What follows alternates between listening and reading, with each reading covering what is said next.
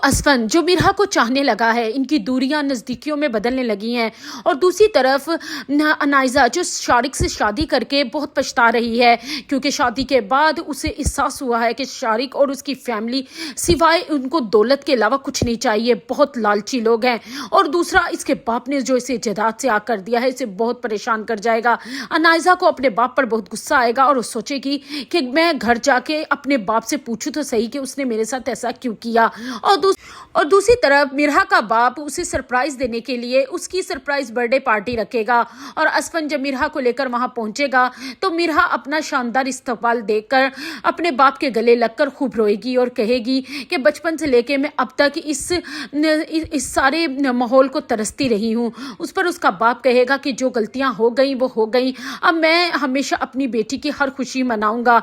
इतने में ही वहां शारिक के साथ अनाइज़ा पहुंच जाएगी, जहां पर वो मिरहा के साथ अपने बाप का इतना प्यार मोहब्बत देखकर जल कुड़ जाएगी और अपने बाप से कहेगी, वाह बाबा वाह, एक आप कितने दोगले हैं, आपकी दो औलादें हैं, एक को तो आपने गले लगा के रखा है और दूसरी को आपने जायदाद से ही आग कर दिया, सिर्फ इसलिए कि मैंने अपनी पसंद की शादी की थी। इसकी इतनी बड़ी सजा दी कि आपने मुझे मेरे हक से ही महरूम कर दिया।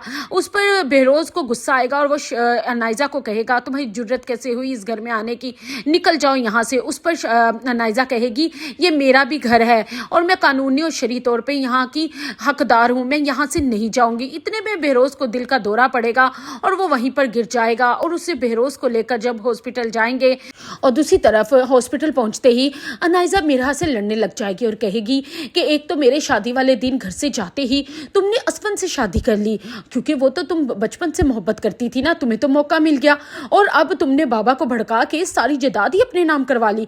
ये तुम्हारी गलत फहमी है कि तुम मेरा हक खा सकती हो, मेरा हक कोई भी नहीं खा सकता, तुम देखना जरा मैं तुम्हारे साथ करती क्या हूँ। उस पर मिरहा को गुस्सा आ जाएगा, एक तो बाप हॉस्पिटल में है और इसे जायदाद की पड़ी है। वो जोरदार थप्पड़ अनाइज़ा के मुंह पर मारेगी, जिसकी वजह से जब शारिक आगे बढ़कर मिरहा को बात सुनाने लगेगा तो उस पर असफन को भी गुस्सा आ जाएगा और वो उसे कहेगा कि खबरदार, जो मेरे घर की औरतों को तुमने कुछ भी कहा, एक तो मेरे घर की औरतों पर नकब लगाते हो, उल्टा हमारे ही मुंह को आते हो।